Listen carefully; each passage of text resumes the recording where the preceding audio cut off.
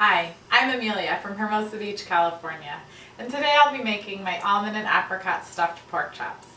I'm really excited to share this recipe with you because this is a recipe you can make with everyday ingredients, things like Philadelphia cream cheese, dried fruit, nuts, and pork chops.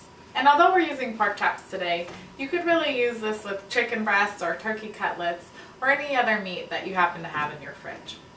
So why don't you come on over and check out our ingredients and we'll get started making our pork chops. So we'll start here with our pork chops, of course, and these are lean, boneless pork chops. We also have our other key ingredient, which is Philadelphia cream cheese. And to complement the creaminess of the cream cheese, we have a little dab of goat cheese, which kind of adds a nice tang. Then we have our dried apricots, which I just sliced up here. We have some toasted sliced almonds, and we have some apricot preserves. And these ingredients here are going to make our stuffing. So after we stuff our pork chops, we're going to bread them. First in some almond meal, and this is just ground almonds. You can either buy almond meal pre-made or you can grind almonds yourself in the food processor. And then we'll dip it in some egg wash and then finally into some breadcrumbs. And this is going to give the pork chop a nice crusty finish. So we'll sear it up in the pan and then we'll finish it off baking in the oven. So let's get started. So we'll start by making our stuffing here. I'm just going to put these sliced dried apricots into our cheese mixture. Add in a few of these toasted almonds, about 2 tablespoons I think. And then a pretty big scoop of our apricot preserves. These are actually homemade apricot preserves, but you can use any kind you find in the store. And I'm just going to mix this up really good. You really want to make sure that this is well mixed so that every bite of the pork chop you get a little bit of every kind of flavor.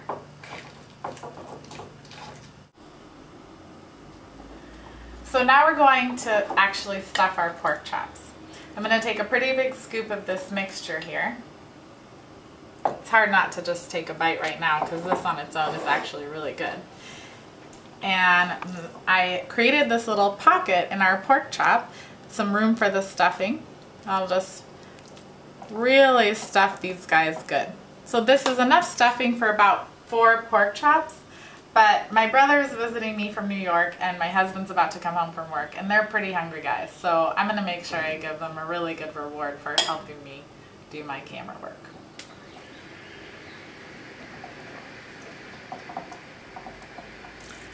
Stuff our other chop here.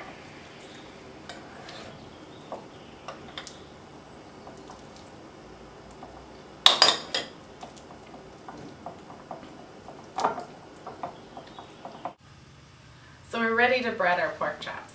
I've already done this one, but just to show you how it works, we'll take this pork chop, which is stuffed, and first roll it in the almond meal. And you want to get it nice and coated. So you really get that nutty, almondy flavor all over. And next we'll plop it in the egg mixture. And that's really just to get it wet so that the breadcrumbs stick to it. So just roll it around here in the egg, just so there's a little egg everywhere. And then finally into our breadcrumbs. And the breadcrumb layer is really what's going to allow this pork chop to get a really nice crust on the outside. So we'll make sure it's really nice and coated.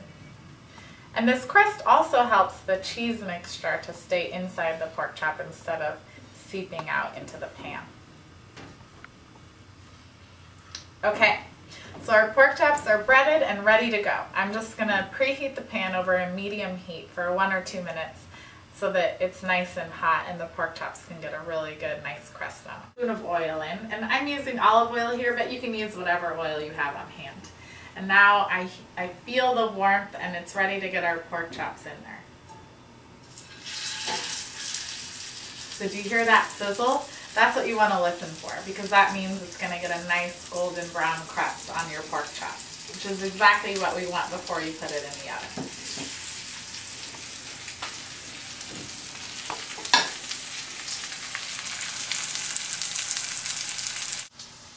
So we have just about the perfect crust on our pork chops. They're nice and golden brown and nice and toasty on the outside. So it's time to put them in the oven where they'll be for about 7 to 10 minutes. And I'm just going to put them in a 350-degree oven here. You can just toss the whole pan in. And in the meantime, we'll make an apricot and lemon glaze that will drizzle over the pork chops. And this is a really nice way to bring kind of some light, fresh flavor to that rich, creamy, and sweet filling that we have inside our pork chops. So all we do for this is put a little more than a tablespoon of our apricot preserves with the juice of a lemon. And the great thing about this glaze is that you don't have to cook it. It doesn't even have to be warmed up. When the pork chops are done and out of the oven, we'll let them rest for a couple minutes, and then we'll just drizzle this nice glaze right over the top. So we have all the ingredients for our glaze in this bowl here. It's just the lemon juice and the apricot jam. And we'll just give it a little whisk. Make sure it's well incorporated. And that's it. Easiest glaze you've ever made. And we'll just wait another minute or two for our pork chops, and then we'll be ready to plate them up. Our pork chops have been in the oven for about 10 minutes, and they're ready to go. So I'm going to pull them out. And they seriously look perfect. They're firm to the touch, which is just what you want. And if you're at all nervous of whether they're done, you can just use a meat thermometer. These are ready to be plated up. I'm going to take one of them here and just top it with our apricot glaze that we made. Spoon a little of that over.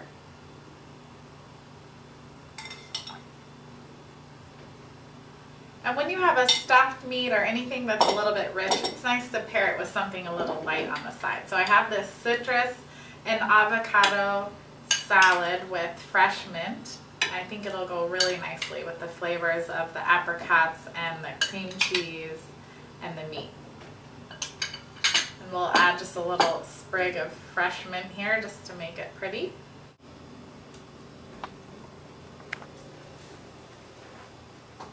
And there you have it, my almond and apricot stuffed pork chops.